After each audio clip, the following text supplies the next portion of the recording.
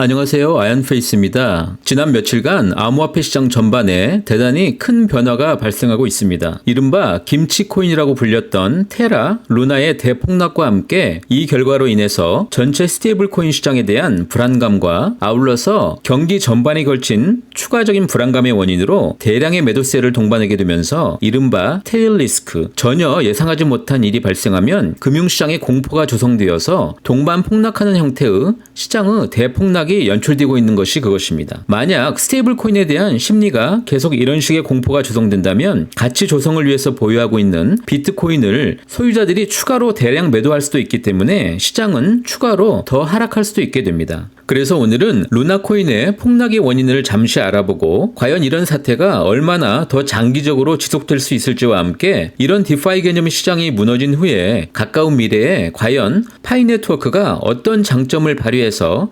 시장에서 메이저 코인으로 살아남을 수 있을지에 대해서도 이야기해 보도록 하겠습니다. 테라 프로젝트에는 테라와 루나라는 두 가지 토큰이 있습니다. 테라 USD, 즉 UST는 미국 달러 및 유로화를 포함한 주요 법정 화폐들로 구성된 IMF의 특별 인출권 가치를 유지하는 스테이블 코인입니다. 여러분들께서 잘 아시듯 스테이블 코인에는 크게 세 종류가 있는데 첫 번째 US 테더처럼 법정 화폐 담보 스테이블 코인, 즉 법정 화폐를 예치하면 이의 가치가 상응하는 코인이 발행되는 스테이블 코인이 그것입니다. 두 번째, 코인을 담보로 한 스테이블 코인이라고 해서 이더리움 등의 주요 코인을 담보로 해서 1달러에 해당하는 코인을 발행하는 방식으로 메이커다오가 발행하는 다이가 그 대표예라고 할 수 있습니다. 세 번째, 알고리즘 기반 스테이블 코인이라고 해서 알고리즘을 기반으로 공급과 수요를 조절해서 가격 안정성을 보장하는 형태로 그 대표가 테라라고 할 수 있는데 테라는 바로 이 루나 코인을 통해서 가격 안정성을 제고시킵니다. 여기서 잠시 테라의 구조를 살펴보면 변동성을 최소화하려는 테라 UST는 달러를 보유하지 않은 형태로 알고리즘에 의해서 1달러의 가치를 유지하려고 하는 완벽한 탈중앙화를 꿈꾸었던 알고리즘 코인으로 이들은 이러한 목표 유지를 위해서 그들의 생태계 내에서 루나 코인을 발행하고 이것을 담보로 해서 루나 1달러는 UST 1달러에 고정시키고 이러한 알고리즘은 모두 그들의 온체인에서 이루어집니다. 루나 1달러를 소각시키면 1달러의 UST 발행이 가능하고 사람들이 UST 코인을 갖기 위해서는 거래소에서 구매하거나 온체인에서 스왑 방식으로 UST를 민팅하게 됩니다. UST에 대한 수요가 더 커지면 더 많은 루나 코인이 소각될 것이고 따라서 루나의 가격은 상승 가능성이 더 커지게 되면서 이러한 알고리즘은 UST에 대한 수요를 증가시키게 되어서 테라 측은 루나 코인을 구매해서 앵커 프로토콜에 예치할 경우에 20%라는 높은 이자를 제시함으로써 프로토콜 내에서 약 35억 달러 수준의 예치금이 쌓이게 되고 단기간에 엄청난 각광을 받게 되면서 크게 성장하였고 자연스럽게 루나 코인 역시 UST의 폭발적인 인기에 힘입어서 100불 이상이 넘어가면서 약 50조 이상 규모의 마켓캡으로 성장하게 되었습니다. 그런데 테라의 알고리즘이 갖는 문제점은 UST 가격이 1달러 이하로 하락하게 되면 거래소에서 UST를 매수한 후에 소각시키고 루나 코인을 매각하면 차익 거래가 가능한 구조가 되기 때문에 사람들은 계속 루나 코인을 발행하기 원할 것이고 그러면서 동시에 루나코인 매도세가 엄청나게 높아지면서 UST 보유자들은 추가로 가격 하락을 우려하게 되면서 루나코인으로 전환 후에 시장에서 지속적인 매도를 진행하게 되면서 루나코인이 가격이 급락할 수 있는 이른바 죽음의 소용돌이로 빠져들 수 있는 취약한 구조를 갖게 되었고 이러한 구조적인 취약성과 우려가 여러 번 지적된 바 있었습니다. 바로 그러한 취약성에 대해서 지적하는 글들이 실제 SNS에서 있었고 개발자 도건은 이에 대한 지적을 했던 투자자들에게 모욕적으로 받아치기도 하면서 외부적으로도 상당히 많은 엔티그룹들이 쌓이게 되었고 심지어는 루나 가치 하락에 베팅을 원하는 투자자들과 1000만 달러의 베팅 진행이 이미 스마트 컨트랙트로 이루어지기도 했습니다. 자신감이 너무 컸던 것인지 아니면 잠시 성공에 취했던 것인지는 파악하기 힘듭니다. 이러한 테라의 구조적 취약성은 빠른 성장에 잠시 묻히는 것처럼 보였지만 절대 금융시장은 그리 만만한 곳이 아닙니다. 천재급 프로그래머들과 수학자들이 모인 암호화폐 시장이라고 하지만 절대로 상대의 취약점을 물고 늘어지면서 들어오는 공매도 세력을 쉽게 당해낼 수는 없습니다. 테라의 알고리즘 내의 취약성은 너무 급격하게 성장하게 되면서 발생하는 필연적인 결과라고 이야기할 수도 있을 듯합니다.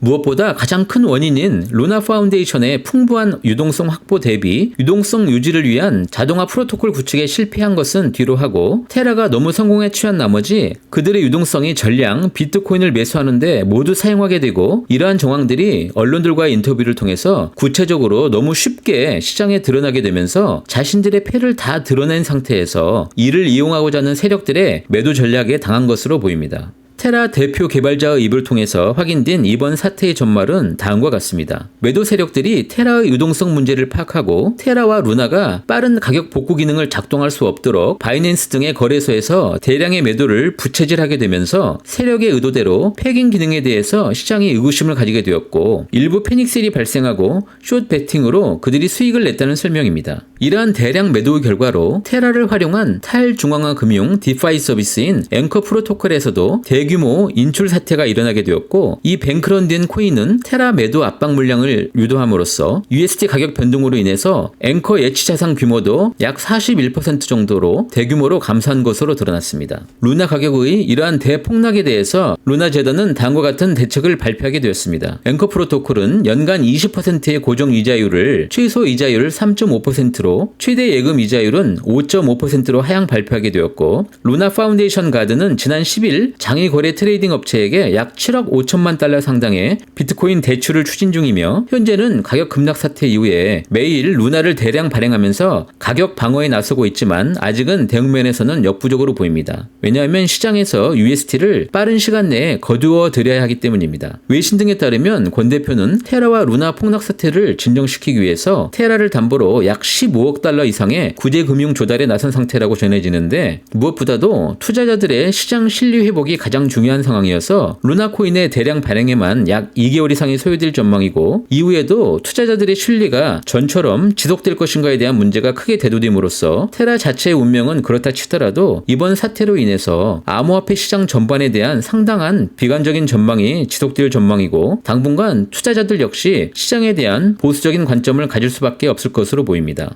더 큰 문제는 테라가 갖고 있는 SEC와의 악연입니다. SEC는 작년 5월 테라폼 랩스가 만든 미러 프로토콜에 대한 조사를 진행했던 바가 있습니다. 9월에 개발자 권 대표에게 공식 소환장을 보내기도 했습니다. 하지만 테라 측은 권 대표가 한국 국적자이고 따라서 SEC가 관할 권한이 없고 소환장을 변호인이 아닌 권 대표에게 직접 전달했다는 이유로 같은 해 10월 SEC에 소송을 제기한 바 있습니다. 하지만 권 대표의 이러한 이의 제기는 받아들여지지 않았고, 올해 2월달 미국 뉴욕의 남부 연방지방법원은 권 대표가 SEC의 소환 명령에 응해야 한다고 밝혔습니다. 근본 사태 이후에 미국 증권거래위원회 SEC는 UST의 유가 증권 여부를 판단할 것이고, 스테이블코인의 연방증권법 적용 여부를 떠나서 후속 거래 과정이 SEC 규제 관할에 있는 것으로 몰아갈 수도 있다고 발표한 바 있습니다. 특히 옐런 미국 재무장관은 이틀 전 상원은행위원회 청문회에서 스테이블코인은 급격히 성장하는 상품이며 금융 안정성에 위험이 있다고 발언하였습니다. 현행법상 스테이블코인 등에 대한 포괄적인 기준이 없는 만큼 의회에서 스테이블코인 발행업체를 은행처럼 규제하는 법안을 만들 필요가 있다고 말한 바 있습니다. 바로 암호화폐의 변동성을 완충시키는 역할로 큰 기대감을 주었던 스테이블코인에 대한 규제가 대두됨으로써 관련 디파이 시장 등이 당분간 크게 요동칠 수밖에 없고, 더 크게 해석해보면 비트코인 자체의 가치에 대해서도 다시 한번 어느 정도의 추가 조정도 가능할 수도 있다는 해석이 나오고 있습니다. 당분간 암호화폐 시장은 이번 사태를 빌미로 해서 계속 출렁일 수도 있고 더 많은 이슈들이 제기될 수도 있겠지만, 이를 계기로 더욱더 정교한 알고리즘 설계와 함께 시장은 성숙할 수 있는 계기가 된다고 생각하고 있습니다. 지난 수년간 암호화폐가 성장해왔던 탈중앙화 금융이나 어닝 시스템 위주의 양적 성장이 이번 일을 계기로 해서 다시 한번 투자자들의 보호를 위한 더 다양한 시스템 개선에 집중할 필요가 있다고 생각이 됩니다. 저는 여전히 파이 블록체인의 시장 진입을 긍정적으로 생각하는 사람 중에 하나이고, 무엇보다 수학적인 알고리즘 위주의 금융시장도 중요하지만 암호화폐가 시장에 더 뿌리를 내리기 위해서 필요한 것은 체감적인 화폐 기능이 여전히 절실하다는 입장입니다. 지금까지는 단순히 그 가치를 인정받기 원하고 변동성을 해치하기 위한 명목화폐에 대한 패깅을 통해서 그 기능을 더하려는 시도가 전부였지만, 이제는 우리가 실생활에서 더 편하게 돈처럼 쓸 수 있는 그런 시대로 진입해야 한다는 것입니다. 파이 블록체인에 대해서 개인적으로 생각하는 가장 특징적인 부분 부분을 말씀드린다면 첫 번째, 파이는 부트스트랩 네트워크 형성과 성장을 위한 인센티브를 창출하고 유틸리티 중심의 생태계 구축을 통해서 진정으로 스스로 선택하고 사용할 수 있는 화폐가 되려고 한다는 점과, 두 번째, 파이 합의 알고리즘은 파이오니어의 보안 서클에서 집계된 글로벌 실리 그래프에 의존하면서 파이오니어들에게 개별 보안 서클을 구성하도록 동기부여를 함으로써 이것은 더 단단한 네트워크의 생명력을 강화시키게 될 것이라는 점과 함께, 세 번째, 메인넷 단계에서 성장을 포함한 보안뿐만 아니라 탈중앙화, 유틸리티, 안정성을 달성하고자 하며 모든 개척자들이 동일한 성과주의 원칙에 따라서 네트워크에 다양하게 기여하도록 장려하고 있다는 점입니다. 이것을 다시 해석해서 말씀드리자면 파이 블록체인은 끊임없이 참여자들에게 기여를 요구하고 그에 대한 보상을 주는 방식이며, 네트워크가 오픈 후에 실질적인 가치 통화로 전환 시 가치에 대한 신뢰 그리고 확신을 제공하게 될 것이며, 장기 자산 가치에 대한 인식으로 적어도 채굴을 통해서 파이 네트워크에 진입한 약 5천만 명 수준의 사용자들은 파이를 투자 수단이 아닌 장기 자산 가치 인식으로 바꿀 것이라는 점입니다. 아무리 큰 소용돌이가 발생하고 시장에 이벤트가 발생한다고 해도 암호화폐 시장은 이미 탈중앙화를 통해서 스스로 자체 복제가 되면서 진화를 거듭하게 될 것입니다. 여전히 그레이스케일은 비트코인의 현물 ETF를 위해서 일하고 있고, 암호화폐의 그루들은 암호화폐 시장에서의 사태는 시간이 지나면 모두 해결될 일이어서 더 과장할 필요도 없으며, 새로운 상품들은 여전히 발전하고 있고, 은행들은 블록체인 산업에 거대한 자금 투자를 진행하고 있습니다. 여전히 파이 채굴자들은 배가 고프고 그 무한한 성장을 기대하면서 열심히 채굴을 진행하면 될 것입니다. 오늘도 이렇게 저와 함께 해주셔서 진심으로 감사드립니다. 저는 다음에 더 좋은 내용으로 함께 하도록 노력하겠습니다. 감사합니다.